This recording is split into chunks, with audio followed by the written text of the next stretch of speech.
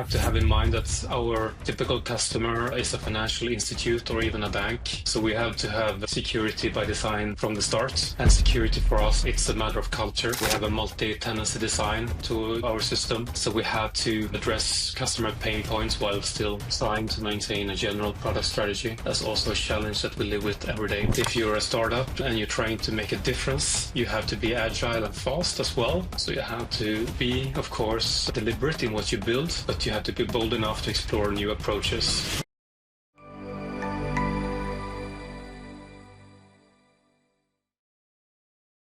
Hi everybody, welcome to the Devico Breakfast Bar. Here we speak with different people involved in the business landscape, share their expertise, delve into the latest tech trends and explore the ins and outs of IT outsourcing. I'm Oleg Sadikov and today I'm excited to have Jakob Carlbring, CEO at Quiddly and founder and CEO at Strawbay. Don't forget to subscribe and hit notification bell so you don't miss new episodes. Hi Jakob, and thanks for joining me today. Thanks for being here. I'm glad to be here and maybe share some perspective and insights for all the listeners. Sounds great. Let's start our podcast with a little blitz. I start a sentence and you continue. Okay. Entrepreneurship gave me freedom. Entrepreneurship deprived me free time. My main superpower is context switching. My main weakness is I can be a bit too fast sometimes in my tasks. When I'm afraid, I back off a little bit. With a computer science background, what sparked your interest in the world of finance and ultimately led you to focus on B2B tech solutions? Oleg, it's not like I had a dream to go into the finance area. It's just a bit of a coincidence, to be honest. I'm a coder, first and foremost, and my first company I worked for was one of the largest cloud ERPs in Sweden. And this is how I came across the world of finance and accounting and learned the ins and outs of it. So for me, it was just about I wanted to build products that people use, and I'm in finance because that's where I started. But some insights during my time in Fort Knox, which is the name of this cloud ERP, paved the way for me as an entrepreneur within the area. So one example is that this ERP system mainly worked with SMEs, and eventually after understanding how finance and accounting works, I understood that they were mostly making reactive cash flow decisions. They were focusing on their core businesses, of course, SME should, but when it came to cash flow, they didn't really understand it, and it just took a couple of transactions for them to become quite complex. So too often it resulted in expensive and sometimes unnecessary outcomes for them. So that's one of the insights that led me into the B2B FinTech. Another one is a famous economics problem called the lemon problem. It describes how market can break down when sellers know more about the product quality than the buyers. The famous example is used car. When you want to sell a used car, the buyer actually don't know if you are trying to trick them or not. Maybe there's a hidden fault with the car. So the buyer cannot know if the car is a lemon, something that's not worth as much as the seller wants to sell it for, or if it's a peach. Without knowing it, the buyer will reduce the price, even though that car can be good. This can have a snowball effect, and the peaches will leave the market and the market will shrink and so on and so on. And then I apply this to the lending industry, which have a similar problem and characteristics about it. So that for factoring and other lending products, it's the same type of problem. So I wanted to fix this as well, trying to make a dent in the world and try to help companies make better decisions. Let's start with Quiddly. What are some of the biggest technical and strategic challenges in building a platform that both highly customizable and scalable for B2B clients?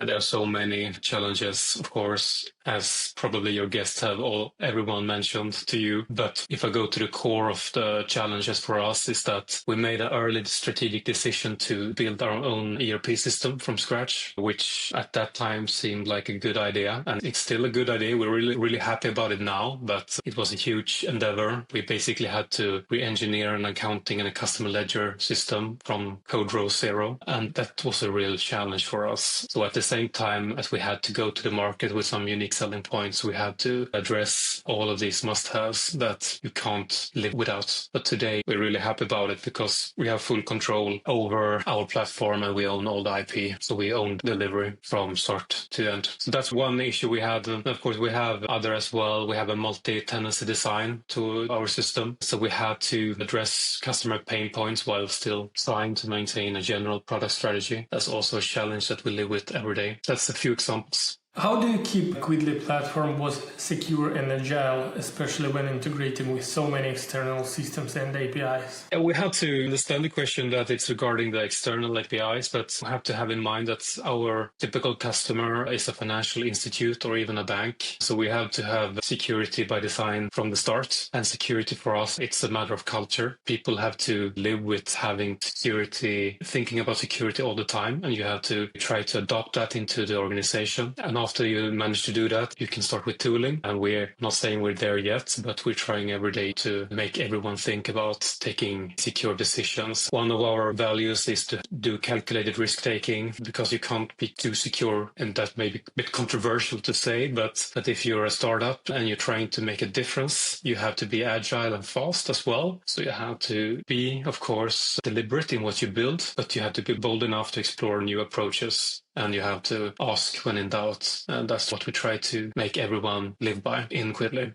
Of course, you have to increase the awareness. So we continuously train the engineering team and use microlearning combined with wider education packages as well. And then you can go to the tooling. And the tooling is more or less similar for all product companies. It's security scans, pen tests, code reviews, feature flagging, test environments, release channels, monitoring, and so on. Let's move to Strawbay. What was the pain point you identified that led to creation of it? Yeah, so Strawbay, it's our newest member in our company group. The pain point that led to the birth of Strawbay was insights from Quiddly. It was that every system or platform owner that we talked to mentioned that their customers expect their data to flow smoothly between financial systems. And it's more like a must-have than a nice-to-have for them. But the platform providers really struggled with implementing a scalable integration strategy. And they didn't really want to do it either, was our interpretation. They wanted to focus on product and their platform and let someone else fix the integrations. We decided to try to make a product on our own. It was also, we looked at the market of integration services out there, and we have tried a couple of them as well. And we identified them as either too bespoke. So you basically have a consultant building an integration for you, and it's just for you and no one else. Or it was too generic. So either you got what you paid for, basically you got the data in the way they fetched the data, but maybe you wanted to have the data in another way, but that wasn't possible. So we started Strawbay and we developed our own script language, and we also applied an AI native approach to it. So we tried to make a scalable integration platform that can be bespoke without being a consultant company. What's the best thing about being founder multiple times? What's some of the challenges you face that's specific to your experience and not something first-time founder will see? I'm not sure if it's an advantage or a challenge, but there's always a fire burning when you wake up somewhere, or a milestone that have been met somewhere. So you can always have a crisis or a celebration if you have several companies at the same time. The other thing is that since we are creating companies within the same product lifecycle, so to speak, all the companies we start are in the same direction and trying to fulfill the same vision. We have a lot of synergy effects between the companies, especially commercial synergy effects. If we have a trust from a customer in one company, it's very easy to convert them into a customer in another company as well. Another, of course, you avoid a lot of pitfalls if you have made mistakes earlier. So I've made, as anyone else, a lot of mistakes, but the second and the third time, it's much, much easier and you can avoid them. On the challenges side, I only have 24 hours a day.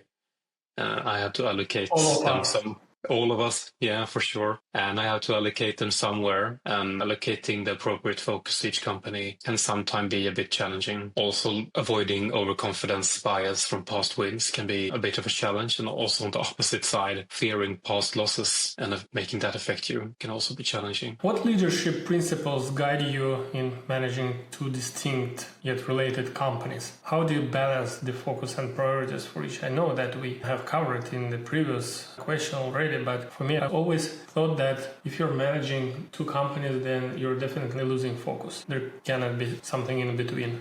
No, I mean, that's probably unavoidable for sure. The thing we do to mitigate that is, have to find your internal champions where you can delegate focus to. That's one way to do it. I mean, as anyone else, I drive value in different stages of company building. I'm really good at the inception phase, the early days to like 2 million ARR USD or something like that. That's my best spot. But I have colleagues that are really good at other stages. So I try to phase out myself when I see a phase that I will not drive value to as much. A lesson learned is to have really clear North Stars across the companies. You have to establish vision, shared pillars of vision that everyone lives up to, and incentives and culture building. Everyone have to go to work and feel like they're part of the company group, not like their silo company within the group. And this is really, really hard to achieve, and we have not succeeded yet, but we're trying every day to do it. Otherwise, delegation autonomy to the CEO and management team in each company is key. As a tech leader, how do you approach AI adoption within your company without falling into a hype trap? I'm not an early adopter, but in my field, we've been talking about AI for 10 years or something like that. And it's just the recent years, it really boomed because it was widely adopted by the general public. And the hard thing about engineering teams, as I see it, is to try to use AI for the purpose, find the purpose for it, not just widely spread, use it, all the tools you can find, and try to find something that drives value within your company. And I'm an engineer, and it takes me quite a while to get used to vibe coding, for example. But now I'm there, and once you're there, you're really hooked to it. But it took me maybe 1 year to be convinced. So we are taking our time, and we are taking one step at a time to adopt it. You have built and led teams across both companies. What do you look for in people when you hire? Based on my own experience, I really look for people that go into the unknown. Maybe they don't understand the finance area, but they study hard and they work hard to know it. So you have to be very dedicated to learning, and you have to have a strong ownership mentality that if I build it, I run it as well. Another thing that recently has become more and more important is that you have to find people that first deliver to earn trust and then can share the spoils out of it, and not the opposite. And you have to have an intellectual curiosity and a growth mindset, celebrating the journey, not the destination. In my field, for example, the sales process can be 2 years for a customer. So you have to celebrate the road to the final agreement. If you're waiting 2 years, celebration will be too far ahead. And we're looking for resilience, not sprinters. We're looking for marathon runners, trying to build a company that will sustain for a long period, not just a couple of years. What are your thoughts on the advantages and disadvantages of IT outsourcing? Well, I've been using outsourcing my whole career and different variants of it. I'm really positive to it. So for me, the main advantages of outsourcing is, of course, the flexibility in scaling teams, especially in the beginning of a company when you don't want to take on too much financial risk and you want to be flexible with your dev team. Outsourcing is a really good option there, and I've used it in all my companies. Also, another thing is that you have access to skill sets that you don't have internally, and this is also a really advantage of using outsourcing, I think. The disadvantages, of course, especially, and that's also grounded in the early days, if you use too much outsourcing, you're putting a lot of domain knowledge into the outsourcing team, and you have the flexibility, but that can also go in the opposite direction, and you can lose a lot of domain knowledge, and that is, of course, a risk that you have to mitigate somehow as well. So the redundancy is hard in the beginning if you have a bigger share of outsourcing in your company. So here I would mitigate it probably by, as soon as possible, having a center of excellence internally that we can always fall back on if the outsourcing team happens to disappear. How do you see the role of IT outsourcing evolving in the tech industry, especially with AI and automation? It's super interesting. And of course, this is just my ideas. As I mentioned before, I've been using vibe coding now for some time now as well. And I see that commodity coding, especially low context programming, is evolving, and more can be delegated to a prompt instead of a person. It's more like blurring lines now between traditional outsourcing and vibe coding. And I'm super interested to know it must do something with the business model for outsourcing companies, because you're moving away from hourly coding to something else. Probably there's an opportunity to offer like advisory services or consulting or be the best person in prompting these vibe coding tools. I see some sort of changing in business model, but I don't really know how it will change. So I'm super curious about this as well. Look, I think the business model won't change much. I do believe that developers will just use more and more of AI copilots and other tools, solutions, and it will be like a must-have, nothing else. But you still cannot do, and in the nearest future, in the foreseeable future, you will not be able to do the end-to-end solution with AI. AI is a good helper, but there are many cases, at least what we have seen within our clients and our solutions. You have to build an end-to-end solution. You have to be more than just a coder. It's not about coding itself. Yeah, AI can help you, but to build the final solution, to think like a human, AI is far away from this step. That's my opinion. But it definitely helps in day-to-day routines. And this is how the model itself will stay the same. Yeah. Yeah, I agree with you. And right now, for like business logic, complex tasks, it's so far away. But for like help tools, low context stuff, it can assist you in. But it will be like must have for every developer. It's just like to use GitLab or GitHub. So this is a tool. This is a solution to enhance their work, nothing else. That's like to enhance the efficiency of the work, probably. Yeah. Jakob, as we wrap up our conversation, what advice would you give to companies considering IT outsourcing but concerned about losing control over their technology projects? The thing that really worked for me when using outsourcing is to invest in a culture that treats in-house team members, consultants, and outsourcing partners equally. The dedication you get out of that is really worthwhile. That's advice I would give. I would, as I mentioned before, strive to have an in-house center of excellence to own critical domains, to have risk mitigations in place. And I would start with a pilot project, well isolated, to build trust before scaling up as well, to test the outsourcing partner and see if they're a good fit for you. Jakob, thanks for your time. Thanks for answering the questions. A few times entrepreneur is always an interesting guest on my podcasts, and thanks for sharing your thoughts. I really enjoyed our conversation. Me too, Oleg, and thank you for having me. If you enjoy our discussion and want to stay updated on future episodes, don't forget to subscribe and hit the notification bell. That way you will not miss out on the latest insights and conversations from the Devico Breakfast Bar. See you in the next episode.